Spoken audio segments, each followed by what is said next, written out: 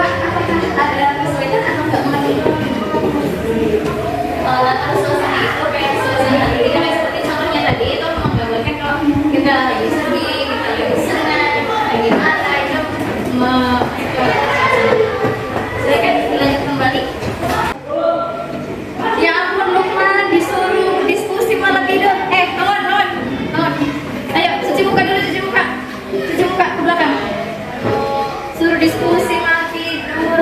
Untuk yang lainnya diidentifikasi orientasinya, aplikasinya. Ya dilanjut lagi, waktunya cuma 15 menit. Ya waktu penugasannya sudah selesai. Silahkan kalian dapat mempresentasikan hasil identifikasinya. Kelompok mana dulu yang sudah siap? Ya kelompok dua dulu, silakan untuk mempresentasikan di depan. Waktu dan tempat bebas, silakan. Enggak. Orientasi dikembangkan dari keselamatan tidur budaya dikembangkan dengan menghadirkan tokoh lain. Tiba-tiba seorang ayah yang berukuran lebih besar datang. Perutnya buncit dan bibirnya berwarna merah. Matanya merah. Alien berhidung besar itu tiba-tiba mengeluarkan cahaya merah. Resolusi dikembangkan dengan lompatan waktu 2 tahun kemudian.